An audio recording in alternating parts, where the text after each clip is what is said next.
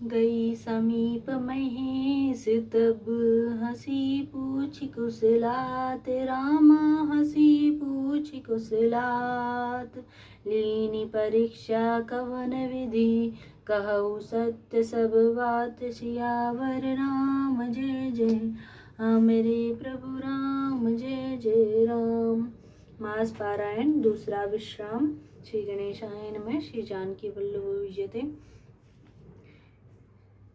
सती जी ने श्री रघुनाथ जी के प्रभाव को समझकर डर के मारे शिव जी से छिपाव किया और कहा, हे स्वामी, मैंने कुछ भी परीक्षा नहीं ली, वहां जाकर आपकी ही तरह प्रणाम किया। आपने जो कहा वह झूठ नहीं हो सकता।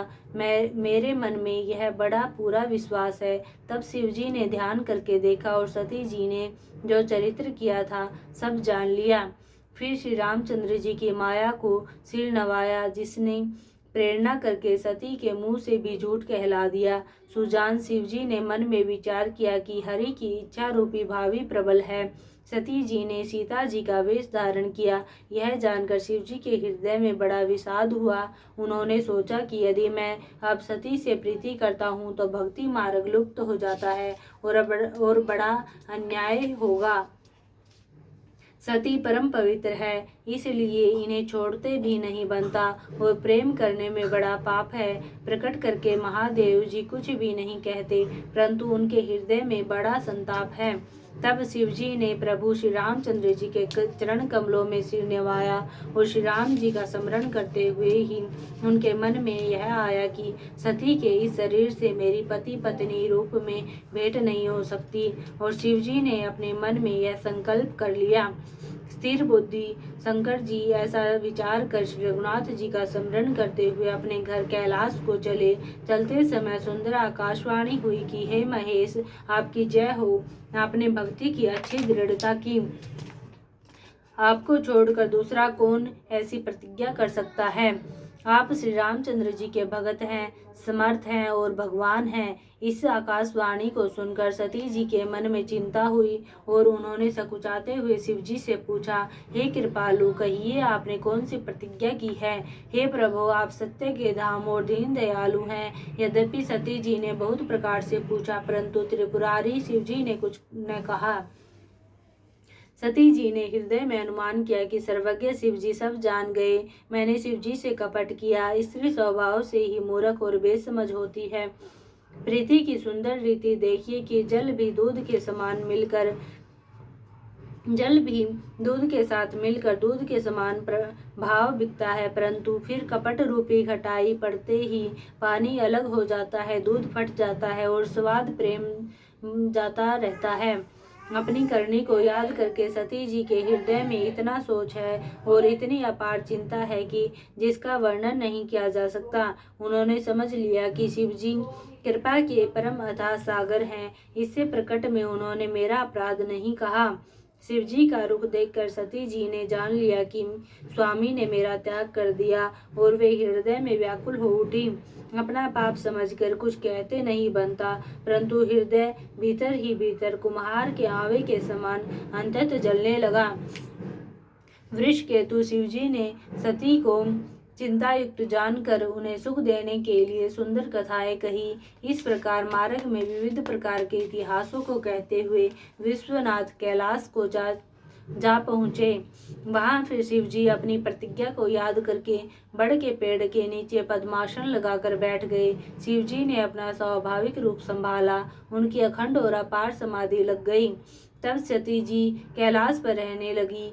उनके मन में बड़ा दुख था। इस रहस्य को कोई कुछ भी नहीं जानता था। उनका एक एक दिन युग के समान बीत रहा था। सती जी के हृदय में नित्य नया और भारी सोच हो रहा था कि मैं इस दुख समुद्र के पार कब जाऊंगी। मैंने जो श्री रघुनाथ जी का अपमान किया और फिर पति के वचनों को झूठ जाना, उसका फल विधाता ने मुझको दिया। जो उचित था वही किया, परंतु हे विधाता, अब मुझे यह उचित नहीं है जो शंकर से विमुख होने पर भी मुझे जला रहा है। सती जी के हृदय की गलानी कुछ कही नहीं जाती। बुद्धिमती सती जी ने मन में श्री रामचंद्र जी का स्मरण किया और कहा, हे प्रभु, यदि आप दीन दयालु कहलाते हैं और वेदों ने आपका यश गाया है कि आप दुख को हरने वाले हैं, तो मैं हाथ जोड़कर विनती करती हूँ कि मेरी यह देह जल्दी छूट जाए। यदि मेरा शिव जी के चरणों में प्रेम है और मेरा यह प्रेम का व्रत मन, वचन और कर्म और आचरण से सत्य है, तो हे सर्वदर्शी प्रभु, सुनिए और शीघ्र वह उपाय कीजिए जिससे मेरा मरण हो और बिना ही परिश्रम यह पति परित्याग रूपी असह्य विपत्ति दूर हो जाए। दक्ष श्रुता सती जी इस प्रकार बहुत दुखित थी। उनको इतना दारुण दुख था कि जिसका वर्णन नहीं किया जा सकता। 87,000 वर्ष बीत जाने पर अविनाशी शिवजी ने समाधि खोली। शिवजी राम नाम का स्मरण करने लगे। तब सती जी ने जाना कि अब जगत के स्वामी शिवजी जागे। उन्होंने जाकर शिवजी के चरणों में प्रणाम किया। शिवजी ने उनको बैठने के लिए सामने आसन दिया।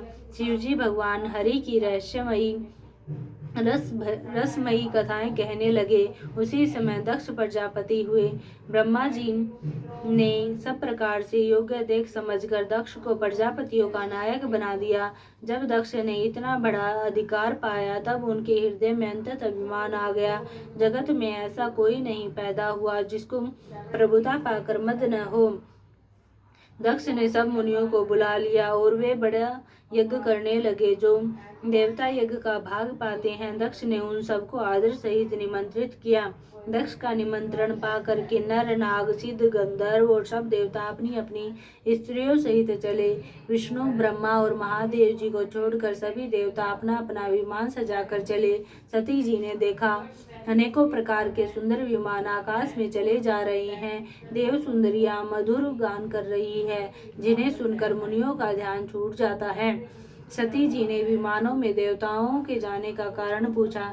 तब शिवजी ने सब बातें बतलाई। पिता के यज्ञ की बात सुनकर सती कुछ प्रसन्न हुई और सोचने लगी कि यदि महादेव जी मुझे आज्ञा दे तो इसी बहाने कुछ दिन पिताजी के घर जाकर रहूं, क्योंकि उनके हृदय में पति द्वारा त्यागी जाने पर बड़ा भारी दुख था, पर अपना अपराध समझकर वे कुछ कहती न थी। आखिर सती जी भय, संकोच और प्रेम रस में सनी हुई मनोहर वाणी से बोली, हे प्रभु, मेरे पिता के घर बहुत बड़ा उत्सव है। यदि आपकी आज्ञा हो तो कृपा धाम में आदर सहित उसे देखने जाऊं। शिवजी ने कहा, तुमने बात तो अच्छी कही, यह मेरे मन को भी पसंद आई, पर उन्होंने न्योता नहीं भेजा, यह अनुचित है। दक्ष ने अपनी सब लड़कियों को बुलाया है, किंतु हमारे वैर के कारण उन्होंने तुमको भी बुला दिया। एक बार ब्रह्मा जी की सभा में हमसे अप्रसन्न हो गए थे, उसी से वे अब भी हमारा अपमान करते हैं। हे भवानी, जो तुम बिना बुलाए जाओगी तो न शील स्नेह ही रहेगा और न मान मर्यादा ही रहेगी। यद्यपि इसमें संदेह नहीं कि मित्र, स्वामी, पिता और गुरु के घर बिना बुलाए भी जाना चाहिए, तो भी जहाँ कोई विरोध मानता हो उसके घर जाने से कल्याण नहीं होता। शिवजी ने बहुत प्रकार से समझाया, पर होनहारवश सती के हृदय में बोध नहीं हुआ। फिर शिवजी ने कहा कि यदि बिना बुलाए जाओगी तो हमारी समझ में अच्छी बात न होगी। शिवजी ने बहुत प्रकार से कहकर देख लिया, किंतु जब सती किसी प्रकार भी नहीं रुकी, तब त्रिपुरारी महादेव जी ने अपने मुख्य गणों को साथ देकर उनको विदा कर दिया। भवानी जब पिता दक्ष के घर पहुंची, तब दक्ष के डर के मारे किसी ने उनकी आवभगत नहीं की। केवल एक माता भले ही आदर से मिली, बहनें बहुत मुस्कुराते हुई मिली। दक्ष ने तो उनकी कुछ कुशल तक नहीं पूछी। सती जी को देखकर उल्टे उनके सारे अंग जल उठे।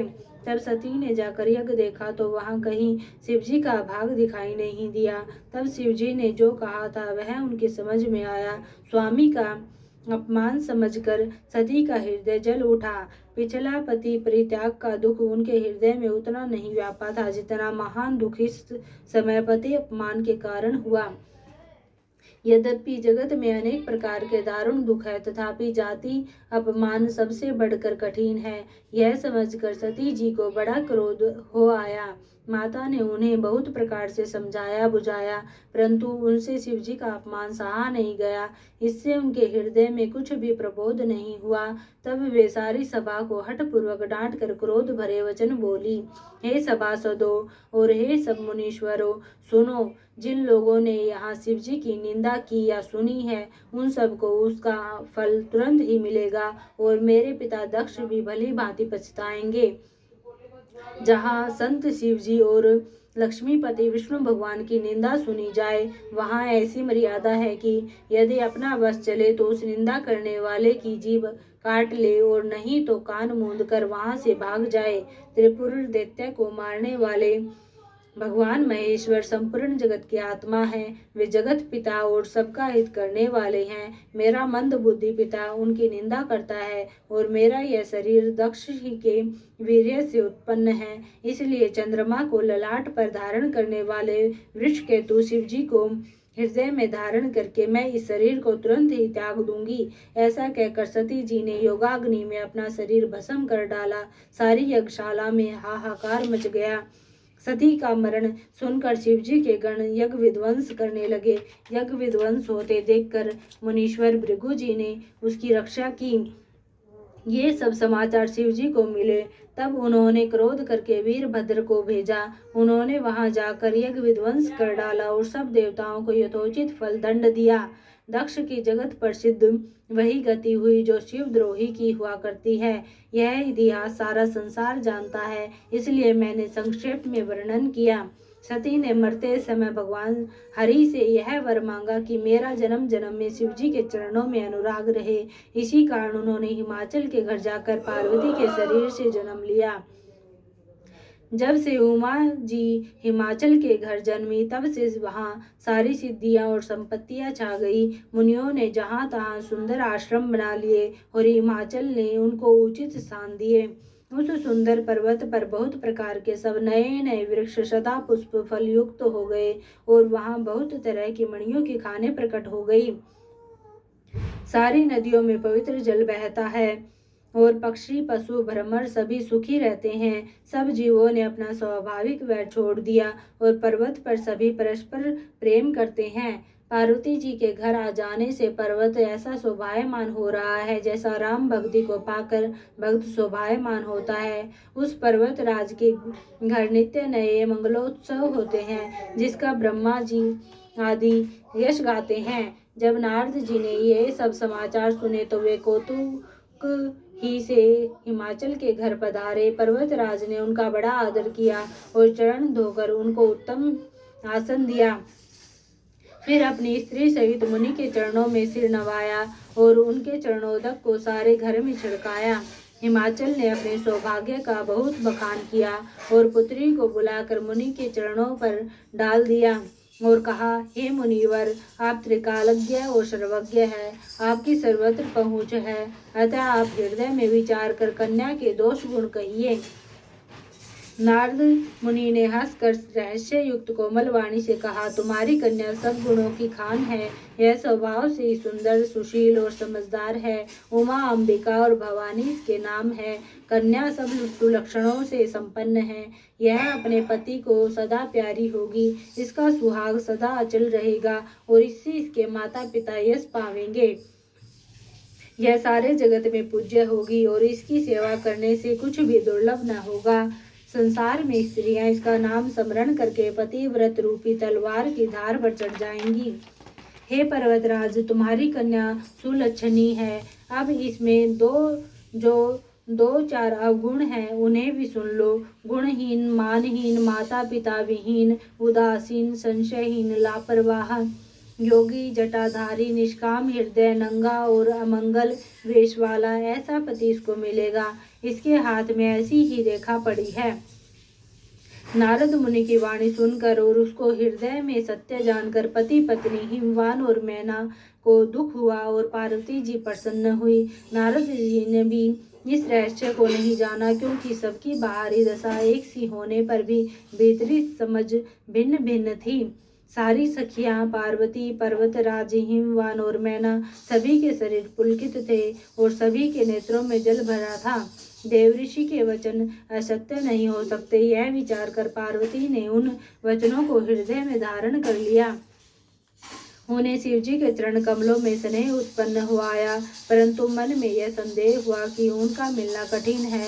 अवसर ठीक न जानकर उमा ने अपने प्रेम को छिपा लिया और फिर वे सखी की गोद में जाकर बैठ गई।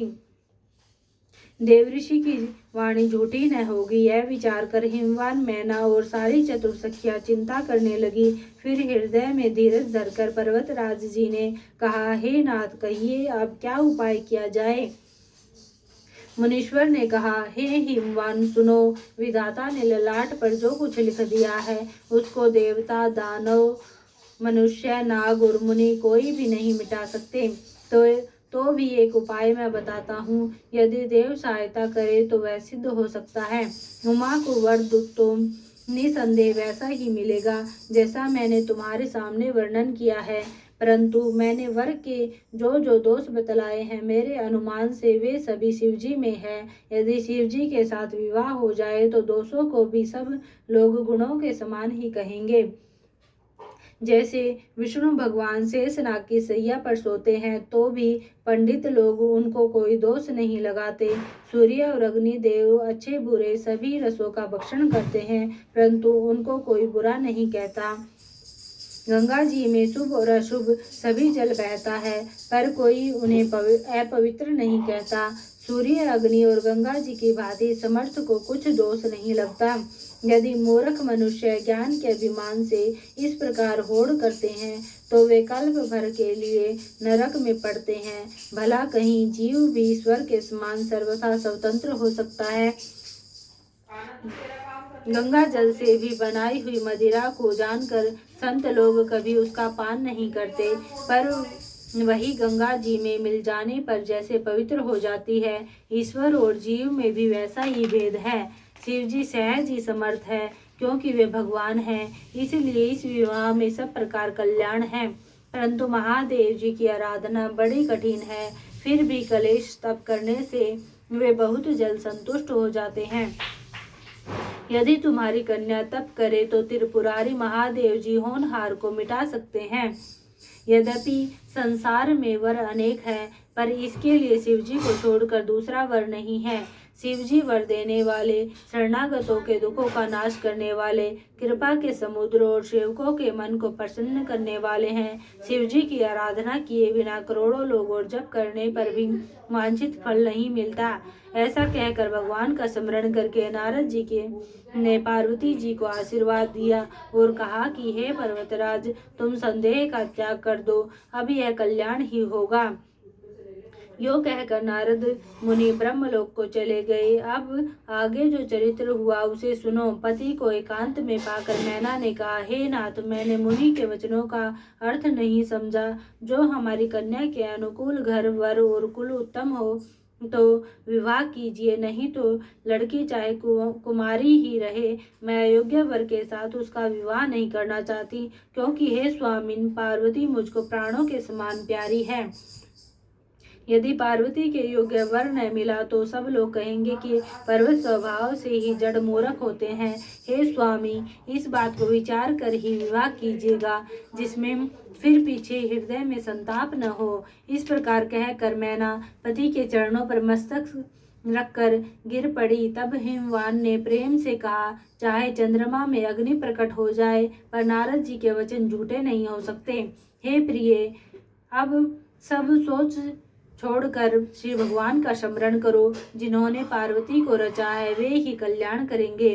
अब यदि तुम्हें कन्या पर प्रेम है तो जाकर उसे यह शिक्षा दो कि वह ऐसा तप करे जिससे शिवजी मिल जाए। दूसरे उपाय से यह कलेश नहीं मिटेगा।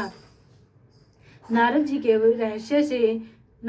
वचन रहस्य से युक्त और सकारण है, और शिवजी समस्त सुंदर गुणों के भंडार है। यह विचार कर तुम मिथ्या संदेह को छोड़ दो। शिवजी सभी तरह से निष्कलंक है। पति के वचन सुन मन में प्रसन्न होकर मैना उठकर तुरंत पार्वती के पास गई। पार्वती को देखकर उनकी आंखों में आंसू भर आए। उसे स्नेह के साथ गोद में बैठा लिया। फिर बार बार उसे हृदय से लगाने लगी। प्रेम से मैना का गला भर आया। कुछ कहा नहीं जाता। जगत जननी भवानी जी तो सर्वज्ञ ठहरी। माता के मन की दशा को देखकर जानकर वे माता को सुख देने वाली कोमल वाणी से बोली, माँ माँ सुन, मैं तुझे सुनाती हूँ। मैंने एक ऐसा सौपन देखा है कि मुझे एक सुंदर गौर वर्ण श्रेष्ठ ब्राह्मण ने ऐसा उपदेश दिया है। हे पार्वती, नारद जी ने जो कहा है उसे सत्य समझकर तू जाकर तप कर। फिर यह बात तेरे माता पिता को भी अच्छी लगी है। तप सुख देने वाला और दुख दोष का नाश करने वाला है। तप के बल से ही ब्रह्मा संसार को रचते हैं और तप के बल से ही विष्णु सारे जगत का पालन करते हैं। तप के बल से ही शंभु रुद्र रूप से जगत का संहार करते हैं और तप के बल से ही शेष जी पृथ्वी का भार धारण करते हैं। हे भवानी, सारी सृष्टि तप के ही आधार पर है। ऐसा जी में जानकर तू जाकर तप कर। यह बात सुनकर माता को बड़ा अचरज हुआ और उसने हिमवान को बुलाकर यह सौपन सुनाया। माता पिता को बहुत तरह से समझाकर बड़े हर्ष के साथ पार्वती जी तप करने के लिए चली। प्यारे कुटुंबी पिता और माता सब व्याकुल हो गए। किसी के मुंह से बात नहीं निकलती। तब वेद शिरा मुनि ने आकर सबको समझाकर कहा। पार्वती जी की महिमा सुनकर सबको समाधान हो गया। प्राणपति शिव जी के चरणों को हृदय में धारण करके पार्वती जी वन में जाकर तप करने लगी। पार्वती जी का अंत सुकुमार शरीर तप के योग्य नहीं था, तो भी पति के चरणों का स्मरण करके उन्होंने सब भोगों को त्याज दिया। स्वामी के चरणों में नित्य नया अनुराग उत्पन्न होने लगा और तप में ऐसा मन लगा कि शरीर की सारी सुध बुध विसर गई। 1000 वर्ष तक उन्होंने मूल और फल खाए, फिर 100 वर्ष साग खाकर बिताए, कुछ दिन जल और वायु का भोजन किया और फिर कुछ दिन कठोर उपवास किए जो बेलपत्र सूख कर पृथ्वी पर गिरते थे। 3000 वर्ष तक उन्हीं को खाया, फिर सूखे पर्ण पत्ते भी छोड़ दिए। तभी पार्वती का नाम अपर्णा हुआ। तब से उमा का शरीर क्षीण देखकर आकाश से गंभीर ब्रह्मवाणी हुई। हे पर्वतराज की कुमारी, सुन, तेरा मनोरथ सफल हुआ। तू अब सारे ऐसे क्लेशों को, कठिन तप को त्याग दे। अब तुझे शिवजी मिलेंगे। हे भवानी, धीर मुनि और ज्ञानी बहुत हुए हैं, पर ऐसा कठोर तप किसी ने नहीं किया। अब तू इस श्रेष्ठ ब्रह्मा की वाणी को सदा सत्य और निरंतर पवित्र जानकर अपने हृदय में धारण कर। जब तेरे पिता बुलाने को आवे तब हठ छोड़कर घर चली जाना, और जब तुम्हें सप्तऋषि मिले तब इस वाणी को ठीक समझना। इस प्रकार आकाश से कही हुई ब्रह्मा की वाणी को सुनते ही पार्वती जी प्रसन्न हो गई और हर्ष के मारे उनका शरीर पुलकित हो गया। याज्ञवल्क्य जी भरद्वाज जी से बोले कि मैंने पार्वती का सुंदर चरित्र सुनाया, अब शिव जी का सुहावना चरित्र सुनो।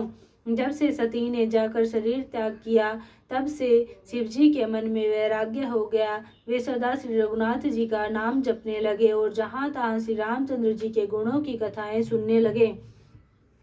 चिदानंद सुख के धाम, मोह मद और काम से रहित शिव जी, संपूर्ण लोगों को आनंद देने वाले भगवान श्री हरि श्री रामचंद्र जी को हृदय में धारण कर भगवान के ध्यान में मस्त हुए पृथ्वी पर विचरने लगे। वे कहीं मुनियों को ज्ञान का उपदेश करते और कहीं श्री रामचंद्र जी के गुणों का वर्णन करते थे। यद्यपि सुजान शिव जी निष्काम है, तो भी वे भगवान अपने भक्त सती के वियोग के दुख से दुखी हैं। इस प्रकार बहुत समय बीत गया। श्री रामचंद्र जी के चरणों में नित्य नई प्रीति हो रही है। शिव जी के कठोर नियम, अनन्य प्रेम और उनके हृदय में भक्ति की अटल टेक को जब श्री रामचंद्र जी ने देखा तब कृतज्ञ उपकार मानने वाले कृपालु रूप और शील के भंडार महान तेज पुंज भगवान श्री रामचंद्र जी प्रकट हुए। उन्होंने बहुत तरह से शिव जी की सराहना की और कहा कि आपके बिना ऐसा कठिन व्रत कौन निभा सकता है। श्री रामचंद्र जी ने बहुत प्रकार से शिव जी को समझाया और पार्वती जी का जन्म सुनाया। कृपा निधान श्री रामचंद्र जी ने विस्तार पूर्वक पार्वती जी की अत्यंत पवित्र करने का वर्णन किया। फिर उन्होंने शिव जी से कहा, हे शिव जी, यदि मुझ पर आपका स्नेह है तो अब आप मेरी विनती सुनिए। मुझे यह मांगे दीजिए कि आप जाकर पार्वती के साथ विवाह कर लें। शिवजी ने कहा, यद्यपि ऐसा उचित नहीं है, परंतु स्वामी की बात भी मेटी नहीं जा सकती। हे नाथ, मेरा यही परम धर्म है कि मैं आपकी आज्ञा को सिर पर रख कर उसका पालन करूं। माता पिता, गुरु और स्वामी की बात को बिना ही विचारे शुभ समझकर करना मानना चाहिए। फिर आप तो सब प्रकार से मेरे परम हितकारी हैं। हे नाथ, आपकी आज्ञा मेरे सिर पर है।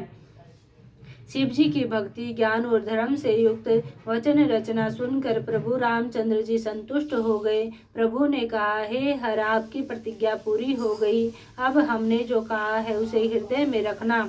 इस प्रकार कहकर श्री रामचंद्र जी अंतर्ध्यान हो गए। शिव जी ने उनकी वह मूर्ति अपने हृदय में रख ली। उसी समय सप्त ऋषि शिव जी के पास आए। प्रभु महादेव जी ने उनसे अत्यंत सुहावने वचन कहे। आप लोग पार्वती जी के पास जाकर उनके प्रेम की परीक्षा लीजिए और हिमाचल को कहकर उन्हें पार्वती को लिवा लाने के लिए भेजिए तथा पार्वती को घर भिजवाइए और उनके संदेह को दूर कीजिए। ऋषियों ने वहां जाकर पार्वती को कैसी देखा, मानो मूर्तिमान तपस्या ही हो। मुनि बोले, हे शैल कुमारी, सुनो, तुम किस लिए इतना कठोर तप कर रही हो? तुम किसकी आराधना करती हो और क्या चाहती हो? हमसे अपना सच्चा भेद क्यों नहीं कहती? पार्वती ने कहा, बात कहते मन सकुचाता है। आप लोग मेरी मूर्खता सुनकर हंसेंगे। मन ने हट पकड़ लिया है, वह उपदेश नहीं सुनता और जल पर दीवाल उठाना चाहता है। नारद जी ने जो कह दिया उसे सत्य जानकर मैं बिना ही पांख के उड़ना चाहती हूँ। हे मुनियों, आप मेरा ज्ञान तो देखिए कि मैं सदा शिव जी को ही पति बनाना चाहती हूँ। पार्वती जी की बात सुनते ही ऋषि लोग हंस पड़े और बोले, तुम्हारा शरीर पर्वत से ही तो उत्पन्न हुआ है। भला कहो तो नारद का उपदेश सुनकर आज तक किसका घर बसा है? उन्होंने जाकर दक्ष के पुत्रों को उपदेश दिया था, जिससे उन्होंने फिर लौटकर घर का मुंह नहीं देखा। चित्रकेतु के घर को नारद ने ही चौपट किया। फिर यही हाल हिरण्यकशिपु का हुआ। जो स्त्री पुरुष नारद की सीख सुनते हैं वे घर बार छोड़कर अवश्य ही भिखारी हो जाते हैं। उनका मन तो कपटी है, शरीर पर सज्जनों के चिन्ह हैं।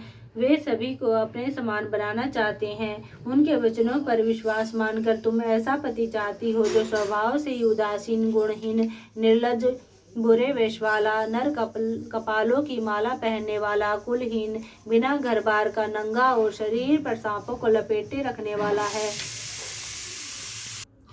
ऐसे वर के मिलने से कहो तुम्हें क्या सुख होगा? तुम उस ठग नारद के बहकावे में आकर खूब भूली। पहले पंचों के कहने से शिव ने सती से विवाह किया था, परंतु फिर उसे त्याग कर मरवा डाला। अब शिव को कोई चिंता नहीं रही, भीख मांग कर खा लेते हैं और सुख से सोते हैं। ऐसे स्वभाव से ही अकेले रहने वालों के घर में भी भला क्या कभी स्त्रियां टिक सकती हैं? अब भी हमारा कहा मानो, हमने तुम्हारे लिए अच्छा वर विचारा है। वह बहुत ही सुंदर, पवित्र, सुखदायक और सुशील है, जिसका यश और लीला वेद गाते हैं। वह दोषों से रहित, सारे सद्गुणों की राशि, लक्ष्मी का स्वामी और बैकुंठपुरी का रहने वाला है। हम ऐसे वर को लाकर तुमसे मिला देंगे। यह सुनते ही पार्वती जी हंसकर बोली, आपने यह सत्य ही कहा कि मेरा यह शरीर पर्वत से उत्पन्न हुआ है, इसलिए हठ नहीं छूटेगा। शरीर भले ही छूट जाए, सोना भी पत्थर से ही उत्पन्न होता है, सो वह जलाए जाने पर भी अपने स्वभाव सुवर्ण तत्व को नहीं छोड़ता। अतः मैं नारद जी के वचनों को नहीं छोड़ूंगी, चाहे घर बसे या उजड़े, इससे मैं नहीं डरती। जिसको गुरु के वचनों में विश्वास नहीं है, उसको सुख और सिद्धि सौपन में भी सुगम नहीं होती। माना कि महादेव जी अवगुणों के भवन है और विष्णु समस्त सद्गुणों के धाम है, पर जिसका मन जिसमें रम गया उसको तो उसी से काम है। हे मुनीश्वरों, यदि आप पहले मिलते तो मैं आपका उपदेश सिर माथे रख कर सुनती, परंतु अब तो मैं अपना जन्म शिव जी के लिए हार चुकी, फिर गुण दोषों का विचार कौन करे? यदि आपके हृदय में बहुत ही हठ है और विवाह की बातचीत ही किए बिना आपसे रहा ही नहीं जाता, तो संसार में वर कन्या बहुत है। खिलवाड़ करने वालों को आलस्य तो होता नहीं, और कहीं जाकर कीजिए। मेरा तो करोड़ जन्मों तक यही हट रहेगा कि या तो शिव जी को वरूंगी, नहीं तो कुमारी ही रहूंगी। स्वयं शिव जी 100 बार कहे तो भी नारद जी के उपदेश को न छोड़ूंगी। जगत जननी पार्वती जी ने फिर कहा कि मैं आपके पैर पड़ती हूँ, आप अपने घर जाइए, बहुत देर हो गई। शिव जी में पार्वती जी का ऐसा प्रेम देखकर ज्ञानी मुनि बोले, हे जगत जननी, हे भवानी, आपकी जय हो, जय हो। आप माया है और शिव जी भगवान है, आप दोनों समस्त जगत के माता पिता हैं। यह कहकर मुनि पार्वती जी के चरणों में सिर नवाकर चल दिए। उनके शरीर बार बार पुलकित हो रहे थे। मुनियों ने जाकर हिमवान को पार्वती जी के पास भेजा और वे विनती करके उनको घर ले आए। फिर सप्तऋषियों ने शिव जी के पास जाकर उनको पार्वती जी की सारी कथा सुनाई।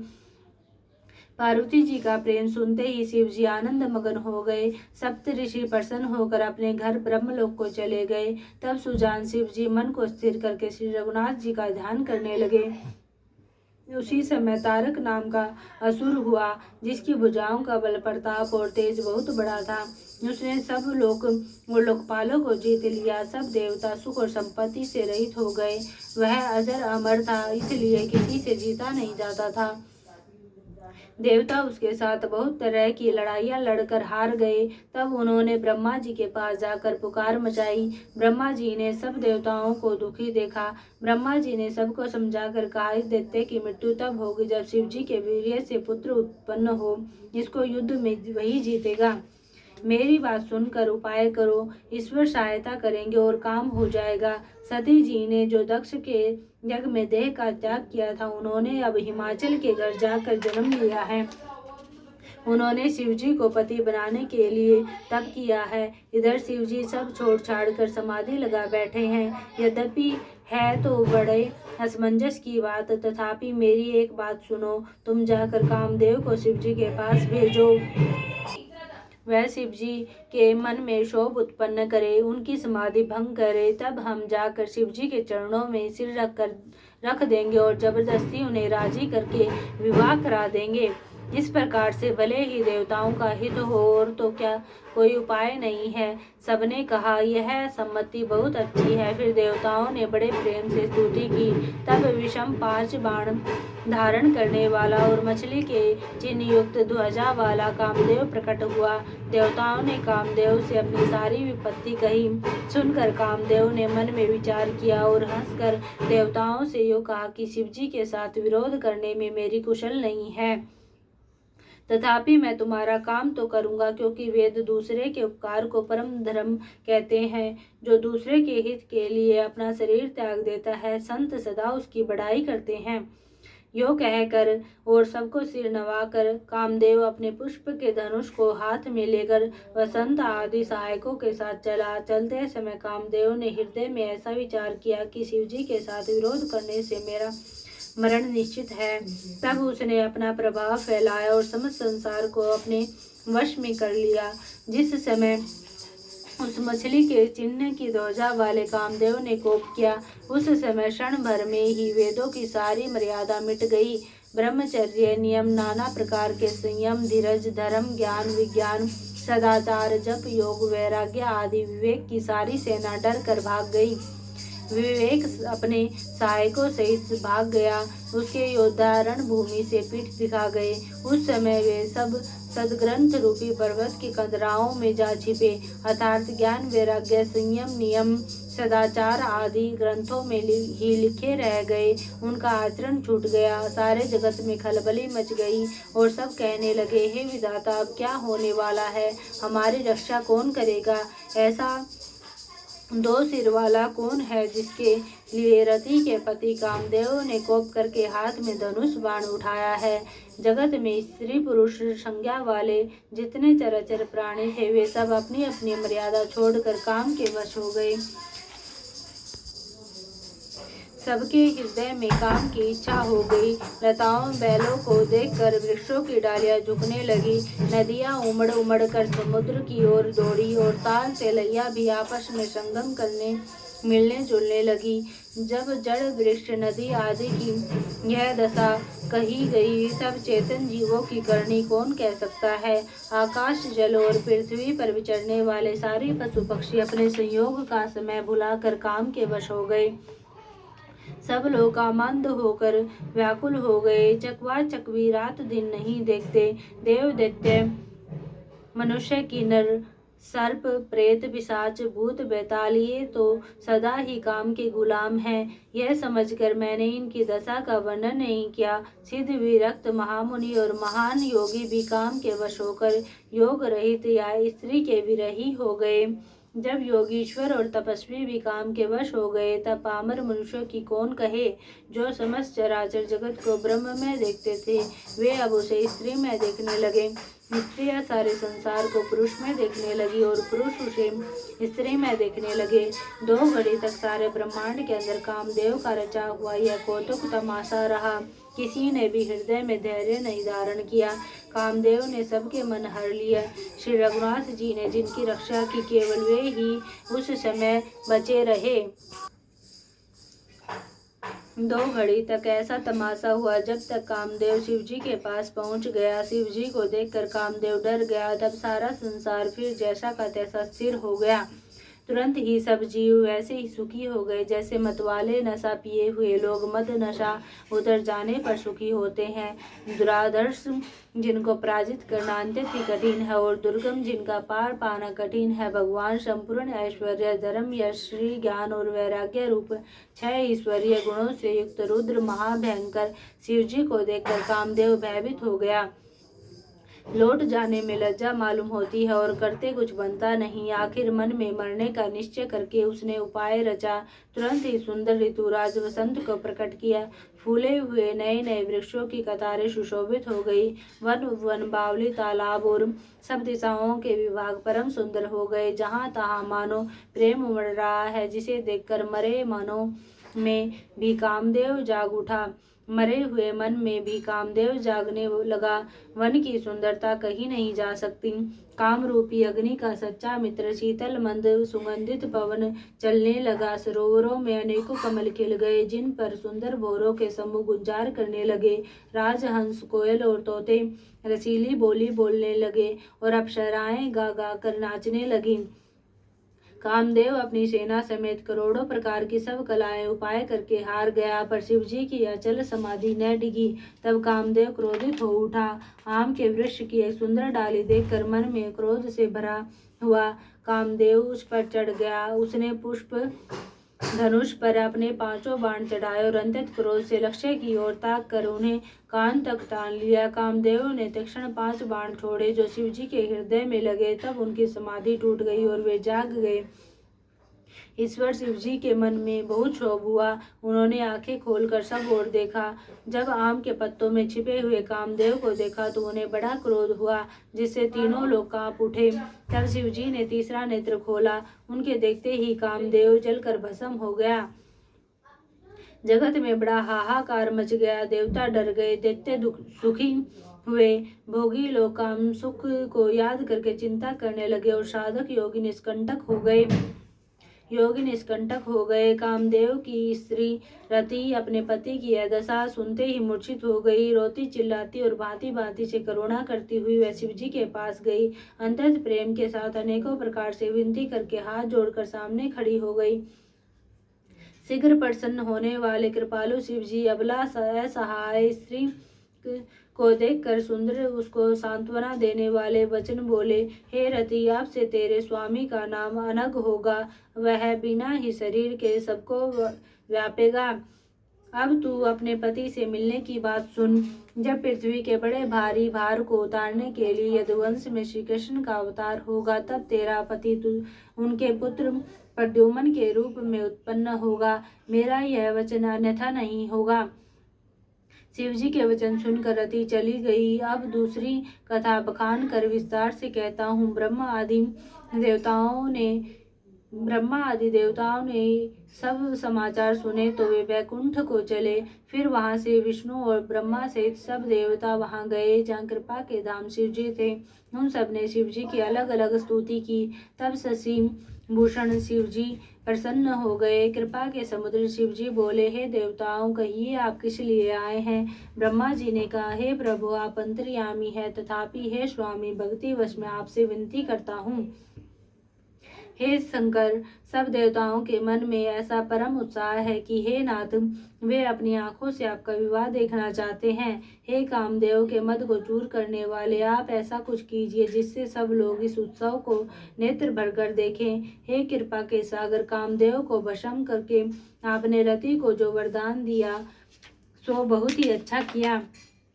हे नाथ, श्रेष्ठ स्वामियों का यह सहज स्वभाव ही है कि वे पहले दंड देकर फिर कृपा किया करते हैं। पार्वती ने अपार तप किया है, अब उन्हें अंगीकार कीजिए। ब्रह्मा जी की प्रार्थना सुनकर और प्रभु श्री रामचंद्र जी के वचनों को याद करके शिव जी ने प्रसन्नता पूर्वक कहा, ऐसा ही हो। तब देवताओं ने नगाड़े बजाए और फूलों की वर्षा करके जय जय हो, देवताओं के स्वामी की जय हो ऐसा कहने लगे। उचित अवसर जानकर सप्त ऋषि आए और ब्रह्मा जी ने तुरंत ही उन्हें हिमाचल के घर भेज दिया। वे पहले वहां गए जहां पार्वती जी थी और उनसे छल से भरे मीठे विनोद युक्त आनंद पहुंचाने वाले वचन बोले। नारद जी के उपदेश से तुमने उस समय हमारी बात नहीं सुनी, अब तो तुम्हारा प्रण झूठा हो गया, क्योंकि महादेव जी ने काम को ही भस्म कर डाला।